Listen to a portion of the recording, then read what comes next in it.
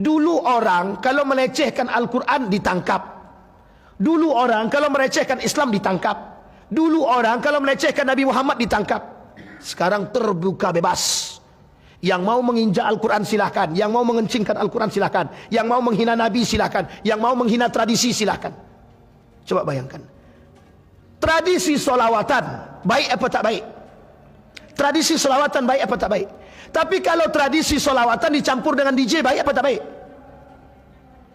Coba bayangkan. Tradisi-tradisi seperti ini, mengaji baik apa tak baik? Kalau mengaji dicampur dengan irama-irama yang tidak sejalan dengan agama, baik apa tak baik? Sehingga hari ini Bapak Ibu, yang dikatakan oleh beliau, yang dikatakan Syekh Ramadan Al-Buti, yang dikatakan Syekh Yusuf Al-Qardawi, sesuatu yang sifatnya dahulu dosa menjadi satu hal yang abu-abu. Dari yang abu-abu menjadi sesuatu yang dibenarkan, dari yang haram.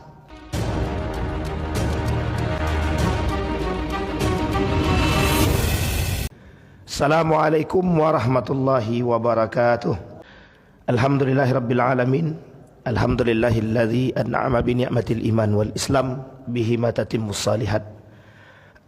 Asyhadu an la ilaha illallah wahdahu la syarikalah. Wa ashhadu anna Muhammadan abduhu wa rasuluh la nabiyya ba'd. Allahumma salli wa sallim wa barik ala hadha an-nabiyil karim. Allahumma salli ala Muhammad wa ala ali Muhammad fil alamin innaka Hamidum Majid. Ya ayuhan nasu ittaqu rabbakumul ladzi khalaqakum min nafsin wahidah wa khalaqa minha zawjaha wa batha minhuma rijalan katsiran wa nisaa'a wattaqullaha alladzi tasaaluna bihi wal arham. Innallaha kana alaikum raqibah. Puji syukur kehadirat Allah dengan mengucapkan alhamdulillahirabbil alamin. Berselawat kepada Nabi dengan mengucapkan Allahumma salli ala Muhammad wa ala ali Muhammad fil alamin innaka Hamidum Majid. Mudah-mudahan di subuh hari ini Allah melimpahkan rahmat dan karunia-Nya kepada kita semua. Allah jadikan kita orang-orang yang selalu bersyukur akan segala nikmat-Nya. Allah jadikan rumah tangga yang sakinah, mawaddah warahmah, anak-anak yang saleh dan salehah. InsyaAllah kita semua yang hadir istiqamah dalam kebaikan dan ketaatan dan husnul khatimah. Amin ya rabbal alamin. Baik Bapak Ibu sekalian yang berbahagia, di subuh hari ini ada ayat di dalam Al-Quran, dalam surat Ali Imran ayat 78. Kata Allah di dalam Al-Quran, wa inna minhum la fariqan yalwuna alsinatahum bil kitab litahsabuhu minal kitab wa ma huwa minal kitab wa yaquluna huwa min indillah wa ma huwa min indillah wa yaquluna 'ala Allahil kadhib wa hum ya'lamun. Kata Allah di dalam Al-Quran, wa idna minhum la fariqan yalwuna alsinatahum bil kitab. Ada sebagian golongan di antara mereka mengucapkan sesuatu, mengatakan sesuatu. Mereka katakan sesuatu ini adalah dari Al-Quran, dari Alkitab. Wa ma huwa minal kitab. Ini bukan dari Alkitab. Ini bukan dari Al-Quran, bukan dari Injil, bukan dari Taurat. Ini perkataannya. Wa yaquluna huwa min indillah wa ma huwa min indillah. Dia bilang ini dari Allah, tapi kata Allah ini bukan dari aku, bukan dari Allah. Kemudian dia bilang wa yaquluna 'ala Allahil kadhib. Kata Allah, mereka berdusta atas namaku. Wa hum ya'lamun, tapi mereka sadar tahu. Kalimat ini oleh para ulama, terkhusus ulama tafsir, menjadi satu hal yang cukup fenomenal hari ini. Kenapa? Karena pernyataan Allah ini seolah-olah dalam Al-Quran 1400 tahun yang lalu, seolah-olah apa yang disampaikan itu hari ini terjadi. Orang melakukan sesuatu, tradisi, amaliyah, perbuatan yang memang tidak bersandarkan kepada Al-Quran, dia katakan ini datang dari Al-Quran. Ada kok dalam Islam, ada. Tapi ini tidak ada dalam Islam. Ini loh yang diinginkan oleh Islam, tapi Islam tidak menginginkan hal demikian. Kemudian mereka berkata bahwa ini datang dari Allah. Dengan berani mereka mengatakan bahwa ini adalah dari Allah, tapi sesungguhnya ini bukan dari Allah. Bahkan dengan beraninya lagi mereka mengatakan ini tradisi Rasulullah, tradisinya Muhammad, sunnah. Tapi itu bukan sunnah, tapi itu bukan tradisi. Disinilah mereka sebutkan, kata Allah, mereka berbohong. Wa yaquluna 'alal kadhib, mereka berdusta, mengatakan sesuatu yang dusta. Bahkan lebih parahnya lagi, mereka berdusta atas nama Allah dan Rasulnya. Maka Nabi sebutkan dalam riwayat yang lain, kata Nabi, man kadzdzaba alayya muta'ammidan falyatabawwa maq'adahu minan nar. Barang siapa yang berdusta atas nama Rasulullah atau namaku, kata Nabi, maka bersiaplah mengambil tempat di neraka, kata dia. Nah, Bapak Ibu sekalian yang berbahagia, dalam satu tulisan oleh seorang Syekh Sulaim mengatakan begini, ada upaya, bahasa lainnya, bahasa agak gaulnya begini, infiltrasi budaya barat ke dalam Islam. Ada bahasa lain disebutkan begini, mencampur adukkan budaya kolonialisme, liberalisme, Yahudi dan Nasrani itu ke dalam budaya Islam yang kelak oleh umat muslim mengikuti. Sampai Nabi sebutkan dalam hadisnya begini, kata Nabi, la taqumus sa'ah hatta ta'khudha min ummati.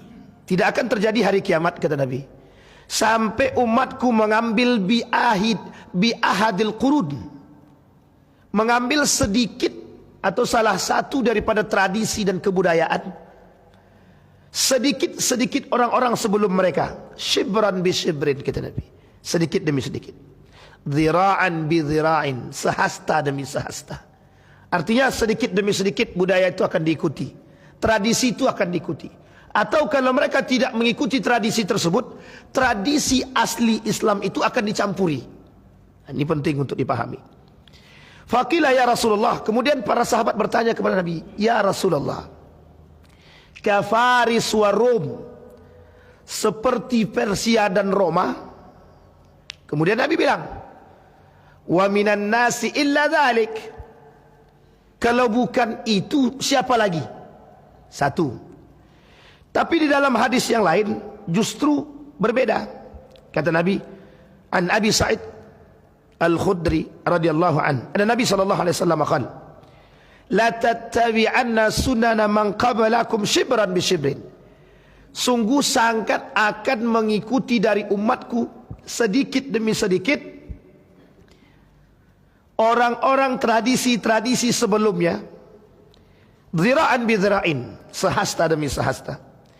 Hatta law salaku jahra dabbin la salaktumuhu. Qulna ya Rasulullah, al-yahud wad nasara. Qala faman. Kata Nabi, umatku akan mengikuti kebiasaan orang-orang terdahulu sedikit demi sedikit. Sahabat bertanya, apakah itu Yahudi dan Nasrani? Kemudian Nabi sampaikan, kalau bukan itu siapa lagi? Jadi ada dua hadis. Yang pertama Faris Warum, ada kebiasaan Persia dan kemudian kebiasaan Roma. Ada tradisi Yahudi, ada tradisi daripada Nasrani. Kemarin kami berbincang cukup lama dengan Kiai Haji Dr. Mustafa Umar terkait persoalan Yahudi dan Nasrani. Beliau mengatakan begini, ini sangat bisa diterima dan masuk akal, dan agenda yang terselubung di balik itu. Sebelum masuk pernyataan beliau, saya mengutip satu pernyataan dari Syekh Yusuf Al-Qaradawi itu. Salah satu agenda terbesar yang ingin dimasuki oleh kaum Yahudi adalah, sudah pernah kita sampaikan di sini, itu adalah agama. Ini persoalan agama. Jadi perang agama itu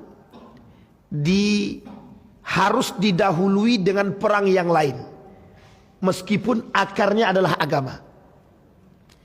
Sehingga kalau kita lihat hari ini, politik mana yang tidak pakai duit? Artinya urusan politik harus dengan uang. Semua urusan apapun hari ini itu harus dengan uang.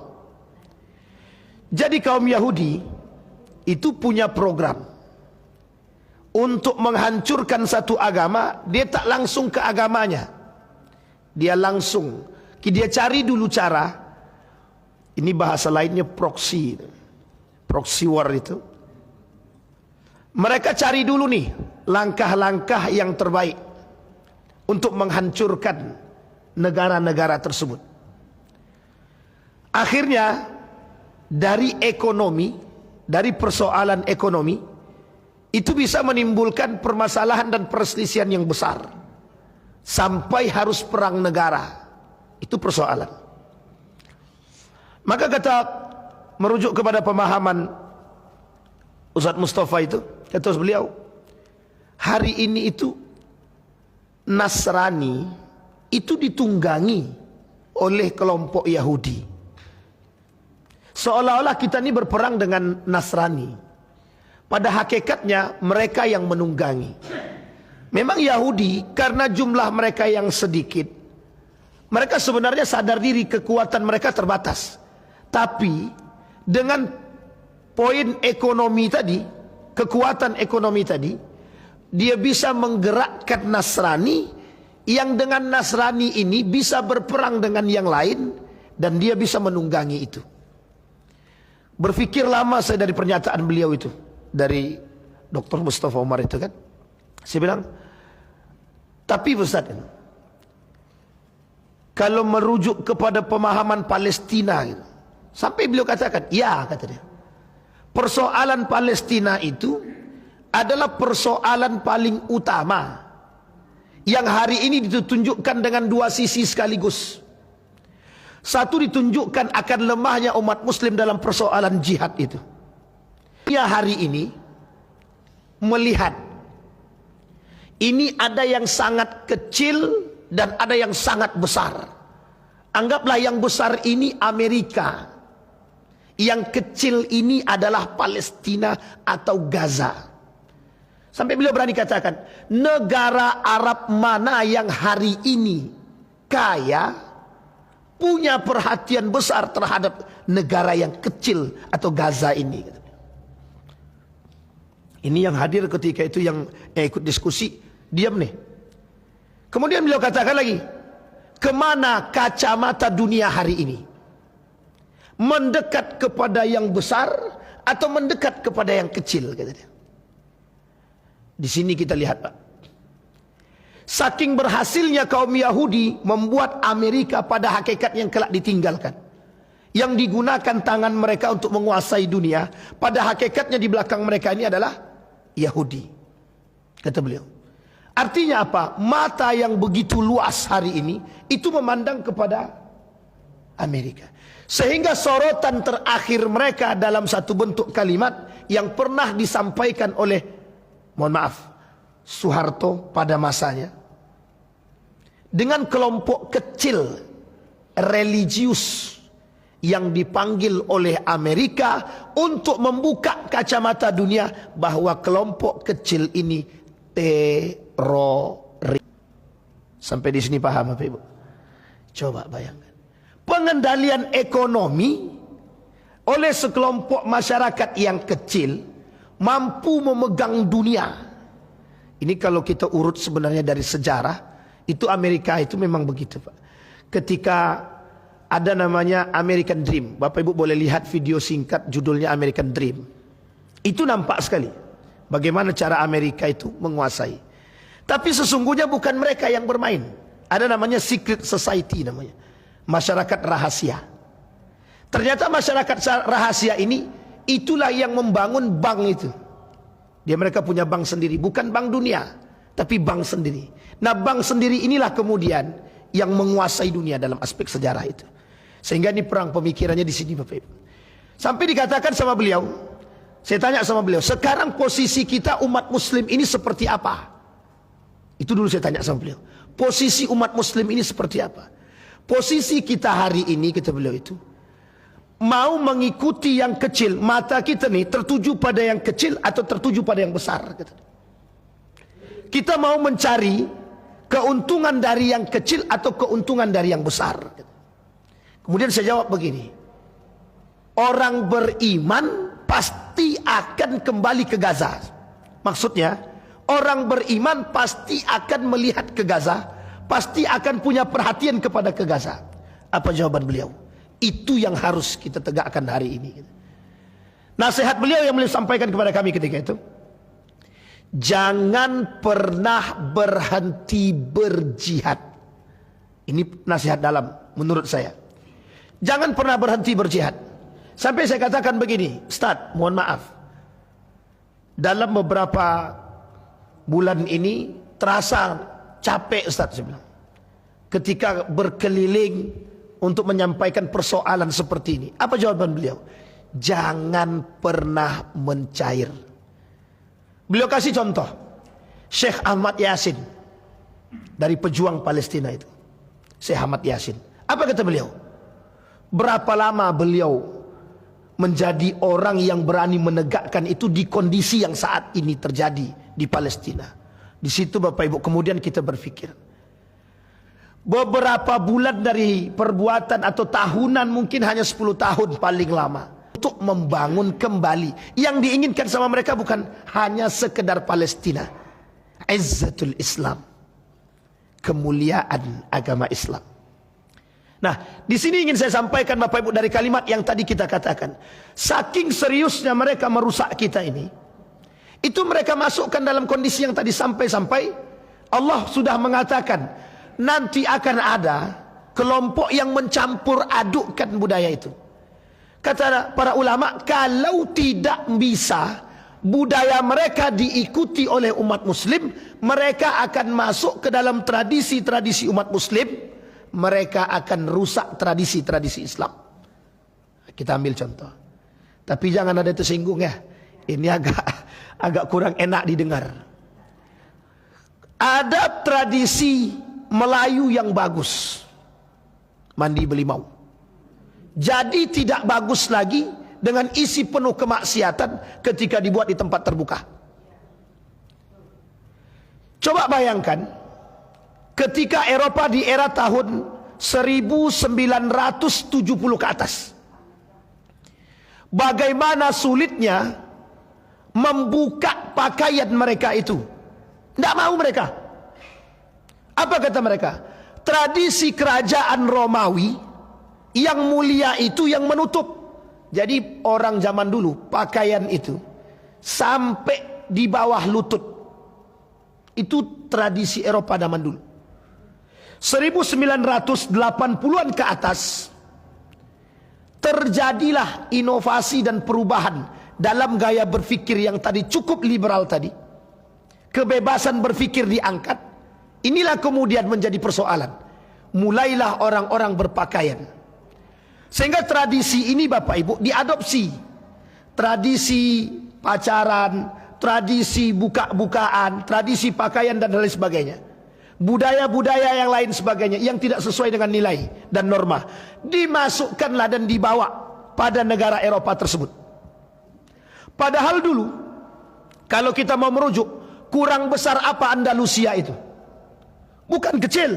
Andalusia itu besar, pengaruhnya besar. Sampai-sampai semua orang tahu, semua negara tahu, semua sejarah menceritakan tentang kekuasaan Andalusia. Artinya apa? Pemahaman itu besar. Singkat cerita Bapak Ibu sekalian yang berbahagia, bagaimana kondisi Eropa berubah drastis ketika pemikiran-pemikiran itu dibebaskan. Dan ini yang terjadi hari ini. Masuklah salah satu keinginan kaum orientalis itu adalah merusak pola pikir kita tadi, merubah segala tradisi, hanya tujuannya satu, menggeserkan sedikit demi sedikit nilai agama. Akhirnya adalah mereka buat budaya mereka, mereka masukkan kepada kita. Ada yang mengikuti, ada yang tidak. Hari ini lebih banyak mengikuti tradisi mereka. Apa tradisi mereka? Perayaan-perayaan kecil-kecilan yang sekarang menjadi perayaan utama. Valentine, Hari Ibu, dan hari-hari yang lain. Itu tak ada gunanya. Tidak ada dalam Islam persoalan demikian. Tapi mereka masuki. Meskipun secara logika bagus, tapi itu merusak. Secara logika bagus, tapi merusak. Kemudian ketika mereka tidak berhasil, atau mereka belum terlalu berhasil merusak daripada budaya mereka, dia buat budaya dia, tidak banyak yang mengikuti atau banyak yang mengikuti tapi belum berhasil secara utuh, dia masukkan nilai-nilai liberalisme tadi dalam budaya-budaya dan tradisi-tradisi kita, warisan-warisan peninggalan kita. Kita ambil contoh dalam aspek sejarah. Mandi belimau ni apa? Dalam aspek sejarah, kaji dulu dalam aspek sejarah, biar kita tahu sejarah mandi belimau ni apa. Tapi kenapa kok sekarang terjadi pergeseran nilai? Kok mandi belimau tu tempatnya terbuka, bercampur laki-laki perempuan? Oh, ini persoalan. Sehingga tradisi-tradisi seperti ini disampaikan oleh Allah di dalam Al-Quran. Dulu pernah kita sampaikan kalau saya tak salah, 4 karakter jahiliyah di dalam Al-Quran itu. Salah satu di antara karakter jahiliyah adalah mengikuti tradisi jahiliyah.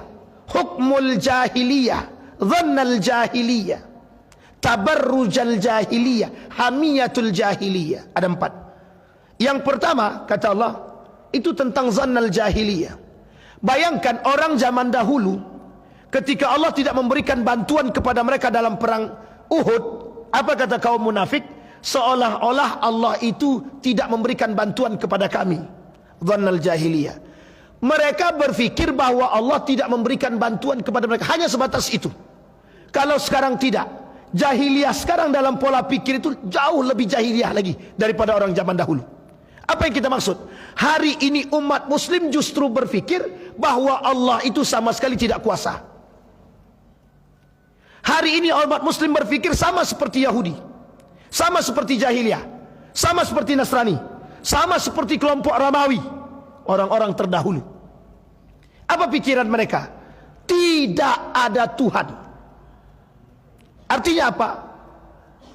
Akal. Sehingga orang sekarang berfikir begini, ketika mereka bercampur laki-laki dan perempuan, apa mereka katakan? Kan cuman sekedar, kan cuman sekedar, kan cuman ini, kan cuman itu. Ketika tradisi mandi belimau dibuat di tempat terbuka, bercampur laki-laki dan perempuan, jawaban mereka sederhana, kan cuman, kan kami pakai, kan kami menutup aurat.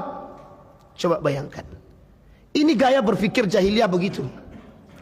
Bayangkan ketika kaum munafik itu berkata kepada Nabi, kan cuman begini, kan cuman ini, kan cuman itu. Sama Pak, ketika Nabi Musa selesai daripada dikejar Fir'aun itu, apa kata jamaah masyarakat Nabi Musa ini? Berjalan mereka menuju Bukit Tursina. Ketika di perjalanan mereka lihat ada orang kemudian menyembah patung. Apa jawaban mereka? Ini sudah selamat, sudah selamat dari kejaran Fir'aun. Apa kata mereka? Musa, cobalah kau bangunkan bagi kami, kau buat untuk kami patung. Patung sapi jadilah.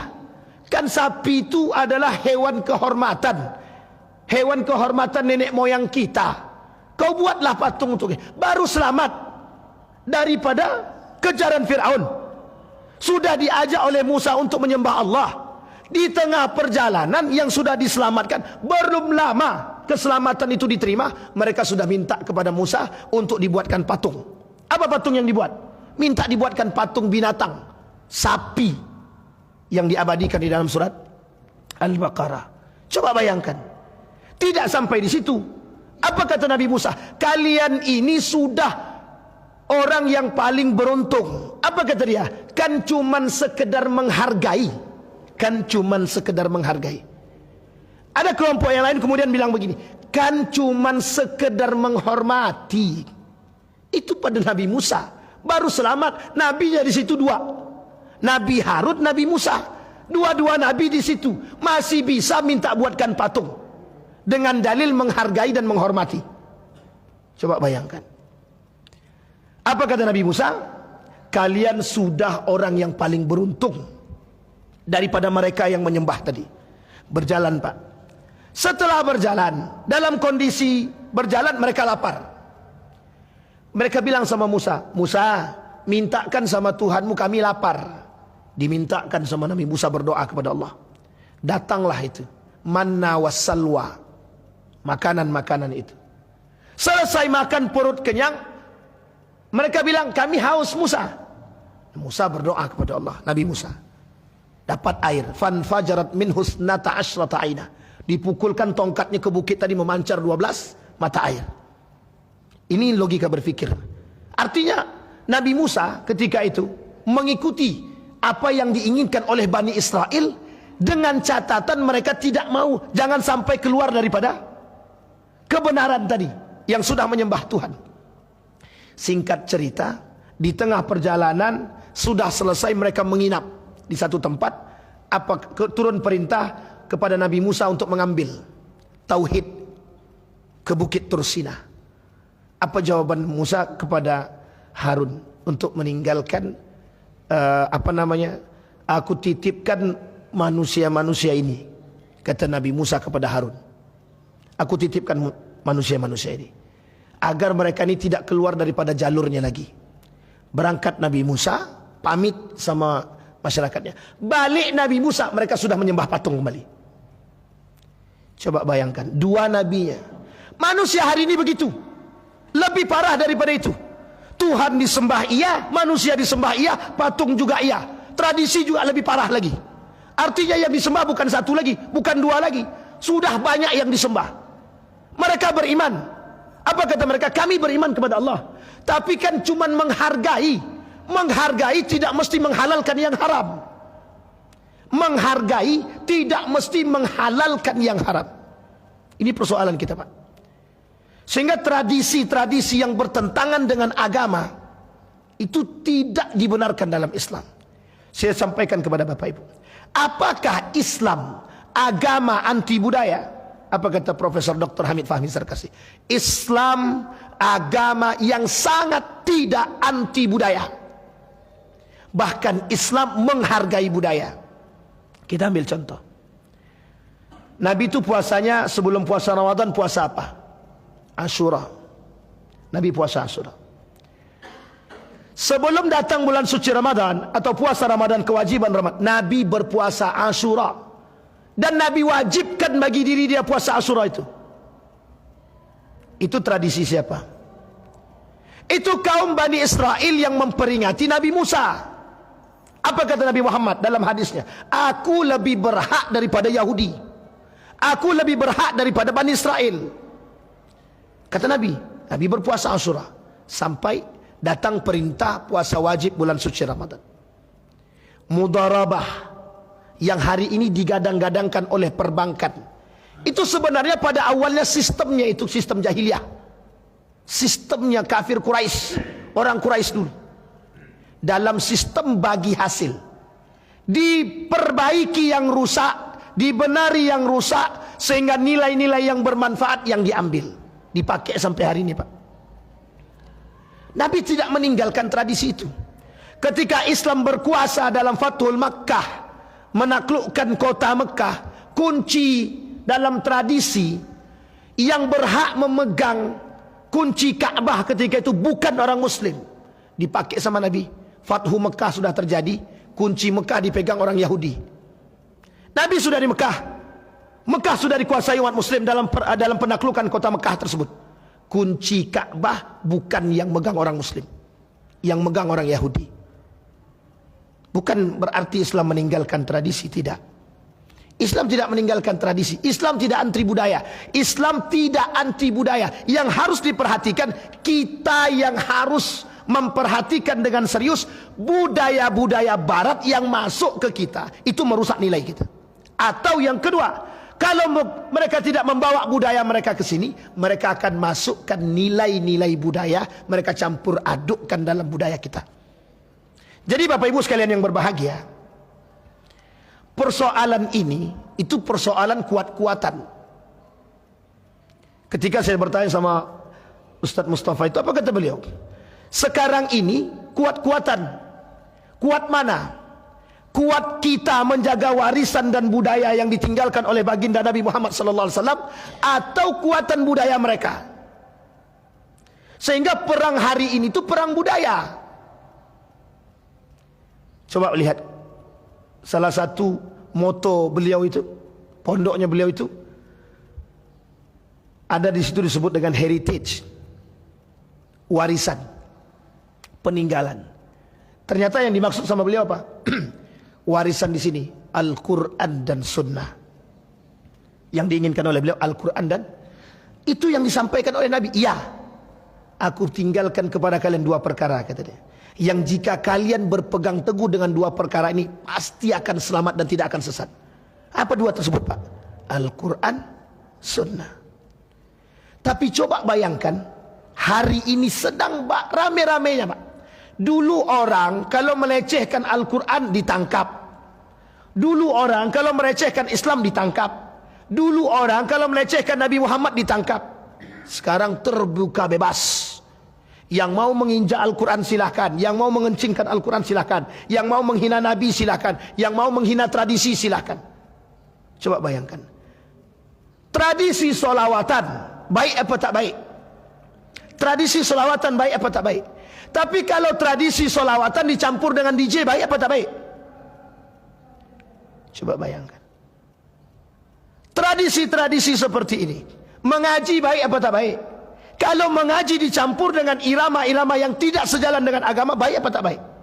Sehingga hari ini Bapak Ibu, yang dikatakan oleh beliau, yang dikatakan Syekh Ramadan Al-Buti, yang dikatakan Syekh Yusuf Al-Qardawi, sesuatu yang sifatnya dahulu dosa menjadi satu hal yang abu-abu. Dari yang abu-abu menjadi sesuatu yang dibenarkan. Dari yang haram, haram jadi abu-abu, dari abu-abu jadi yang halal. Artinya yang dibenarkan. Siapa yang buat? Yang buat siapa? Umat muslim. Yang buat siapa? Kita. Di sini yang disampaikan sama beliau, jangan mencair. Kata beliau, jangan mencair. Maksudnya jangan melemah, kata dia. Terkadang Bapak Ibu, hal-hal seperti ini agak sulit untuk kita sampaikan dalam forum terbuka. Karena kadang-kadang rasionalisme, atau bukan rasionalisme, logika itu lebih tinggi daripada iman. Logika ini, akal ini lebih tinggi daripada iman. Sama dengan persoalan tadi disampaikan. Kenapa? Karena semua mata, semua akal berpikir kepada Amerika. Inilah alasan kenapa Donald Trump berani mengatakan Gaza akan kami ambil alih. Itu Pak, ini persoalan. Andai kata betul dilakukan, diambil alih, bisa Bapak Ibu bayangkan apa yang terjadi.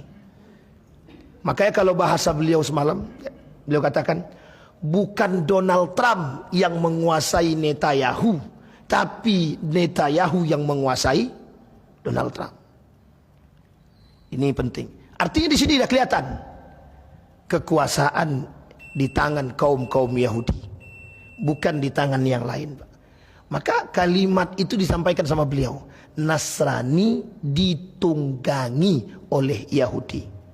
Saya tanya terus soalan kemudian, berarti betulkah perkataan Allah dalam Al-Quran bahwa Nasrani dan Yahudi itu tidak akan pernah senang dengan kita? Tidak akan, sampai pada akhirnya perang yang terakhir, kata beliau, itu bukan perang Nasrani dengan Muslim, tapi perang Yahudi dengan umat Muslim. Sejalan dengan apa yang disampaikan oleh Nabi dalam hadisnya. Perang yang terakhir itu, Malhamah itu perang antara Muslim dengan Yahudi. Perang apa? Dari hari ini kita sudah berperang. Perang budaya, perang bahasa, perang ekonomi, perang pendidikan. Pada akhirnya nanti adalah perang genjatan senjata. Bukan genjatan, perang senjata, perang fisik yang kelak kita akan hadapi. Dan setelah itu terjadi kiamat. Artinya Bapak Ibu sekalian yang berbahagia, tergantung hari ini kekuatan kita menjaga diri kita dan keluarga. Dan nasihat beliau kemudian yang saya ambil dalam ayat Al-Quran, menjaga yang pertama keluarga, diri dan keluarga. Cuma tekanan beliau begitu. Apa kata beliau? Ibda' min nafsik, kata dia. Bisa tidak kau mulai dari dirimu sendiri, kata dia. Nembaknya ke kita, Pak. Artinya apa? Saking seriusnya beliau menyampaikan hal tersebut, sampai seriusnya beliau menyampaikan perkataan tersebut, beliau contohkan kepada kasus yang terjadi di Mesir. Ternyata di beberapa negara juga, saking seriusnya mereka, negara-negara yang sudah dimasuki oleh, mohon maaf, kelompok-kelompok liberalisme ini, sekulerisme ini, mereka memanfaatkan para alim, kata beliau, memanfaatkan para alim untuk menghancurkan satu dengan yang lain di tengah umat muslim itu sendiri. Kami diam di situ, Pak. Langsung saya tembak sama beliau. Berarti ada ulama su, Ustaz. Saya bilang begitu sama beliau. Apa jawaban beliau? Itu dia persoalan kita. Coba bayangkan, Pak. Beliau menyampaikan persoalan yang sama dengan apa yang kita pikirkan. Maka saya sampaikan persoalan. Kalau kami menyampaikan persoalan begini, bagaimana, Pak Ustaz? Sampaikan. Memang harus disampaikan. Kata beliau begitu. Jangan mencair. Mereka puluhan tahun menjaga, kita baru sedikit gitu. Baru bagian kecil, kata dia. Nah, Bapak Ibu sekalian yang berbahagia, yang hal tersebut saya sampaikan di sini untuk kembali untuk kembali meningkatkan semangat kita, Bapak Ibu. Motivasi bagi kita.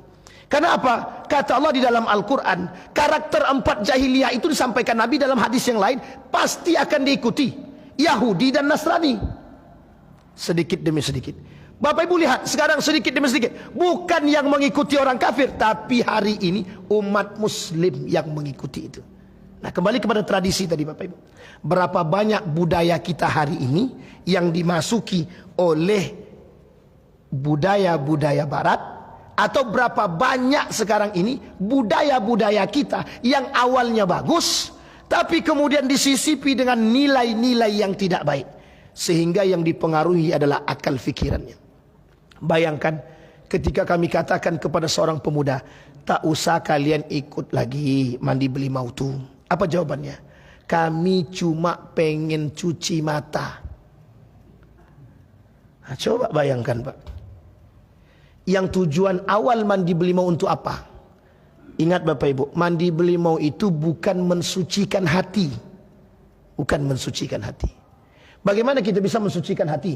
Kita mandi kemudian di tempat terbuka, meskipun berpakaian. Di mana letak suci hati kita? Mungkin ibu-ibu bisa tahan. Bapak-bapak, mata ini yang terjaga. Tidak bisa kita jaga, Pak. Sulit untuk menjaganya. Tapi mencampur adukkan sesuatu yang subhat, sesuatu yang abu-abu, sesuatu yang haram kepada yang halal, ini yang masalah. Maka biar didengar kepada pemerintah, jangan sampai melakukan perbuatan-perbuatan tradisi-tradisi yang seperti ini disalahgunakan. Jangan membuat tradisi yang keluar daripada nilai-nilai keislaman. Ini masalah. Sehingga jika tradisi ini bisa diperbaiki, itu lebih baik. Kan tidak mungkin buat mandi belimau, tapi di tengah laut itu dipasang tirai sampai ujung, dari ujung ke ujung dipasang tirai, dibagi, sini laki-laki, sini perempuan. Seperti kedatangan Raja Salman di Bali, itu dikasih tirai itu. Yang sebelah sini untuk masyarakat asing, yang sini keluarganya Raja Salman semua. Tapi kan dalam video tetap nampak. Itu persoalannya. Artinya apa? Gaya berpikirnya yang dirusak. Nah, kemudian Bapak Ibu sekalian yang berbahagia, ada pengerusakan yang sistematis mereka lakukan. Yang pertama, kata para ulama, yang sistematis yang mereka lakukan ada 4 poin. Satu di antara 4 tersebut, dampak daripada kerusakan budaya tadi, dampak daripada campur aduk budaya barat ke dalam, itu pergeseran akhlak. Yang paling besar, pergeseran akhlak. Itu darurat. Maka sekarang ini kita ini Bapak Ibu, kalau ada slogan Indonesia darurat, maka hari ini ada slogan Riau Darurat.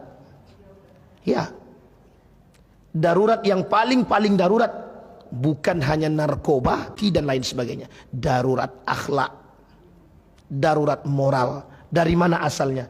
Itu asalnya, Pak. Campur aduk daripada pemikiran-pemikiran yang rusak masuk ke dalam, mereka gabungkan, mereka berikan kebebasan dan lain sebagainya dalam berinovasi dalam tradisi dan budaya, menggeserkan nilai-nilai agama, pada hakikatnya mati. Terakhir, sebelum saya tutup, apa kata Ustadz Mustafa Umar? Saya ingin menyampaikan kata-kata beliau, kalaulah tidak ada Al-Quran, niscaya perselisihan akan terjadi. Kalaulah tidak ada Al-Quran, maka semua umat manusia hatinya pasti mati.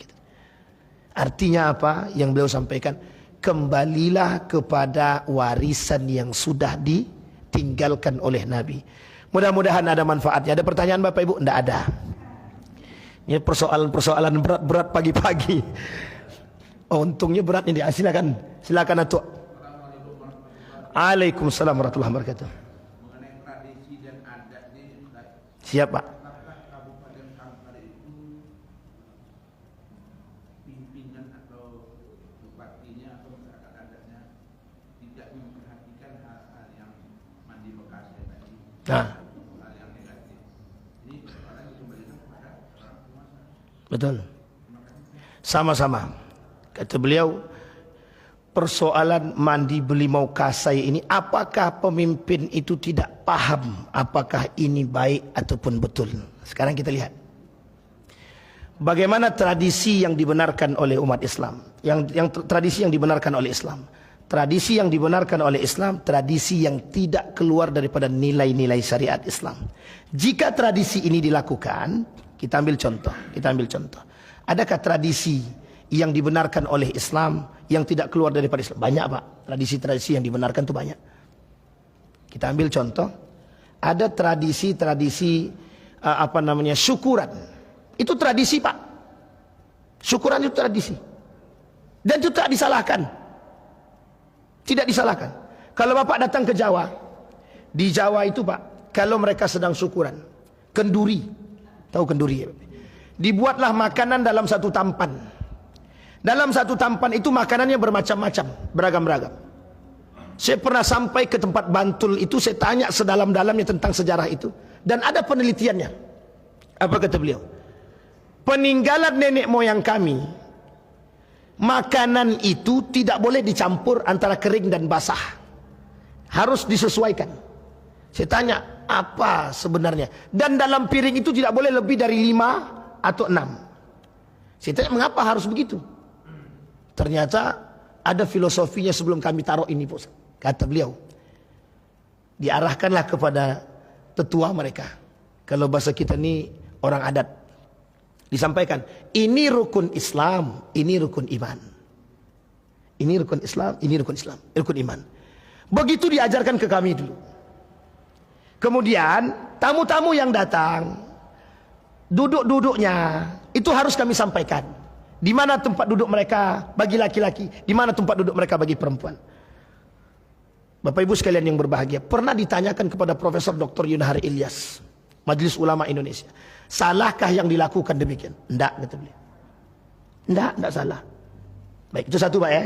Artinya sesuatu yang tidak keluar daripada jalur syariat. Yang kedua, saya tanya sama Profesor Dr. Haji Yunahar Ilyas, kalau seandainya budaya Islam, budaya-budaya tradisi-tradisi kita hari ini yang tidak bertentangan dengan Islam, bolehkah dilakukan? Boleh, kata beliau. Muhammadiyah memandang Maulid Nabi itu tradisi. Maulid Nabi itu tradisi, Muhammadiyah. Saya tanya sama beliau, Prof Yun, menurut Prof Yun Maulid Nabi bagaimana? Ini saya langsung tanya sendiri. Apa kata beliau? Muhammadiyah memandang itu tradisi.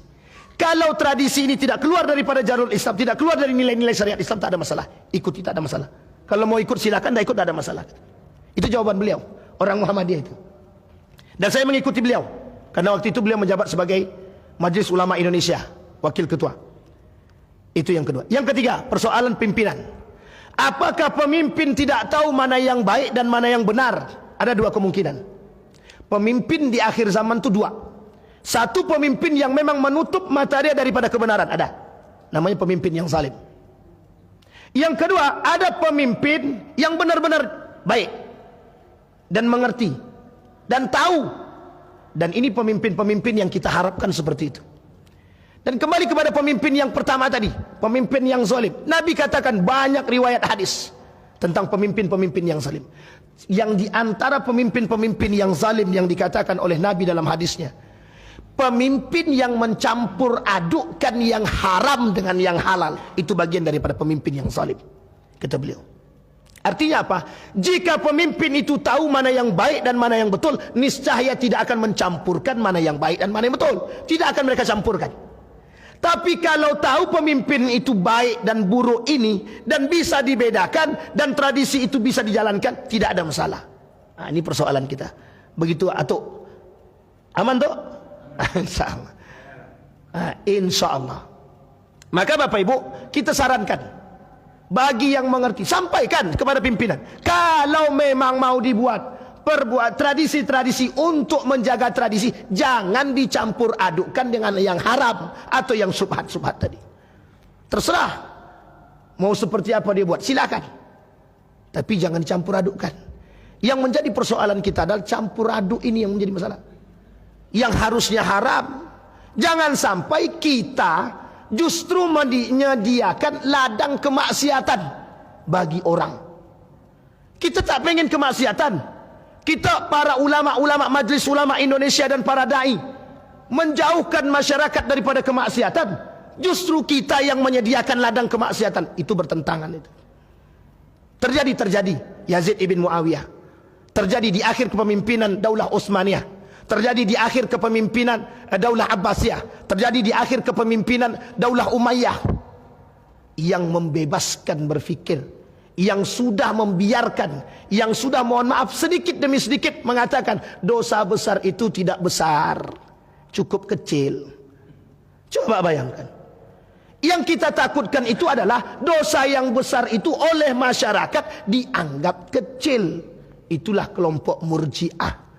Makanya pernah kita sampaikan di sini, namanya sekarang itu Murji'ah permisif. Kelompok Murji'ah yang permisif. Permisif itu apa? Yang memudah-mudahkan.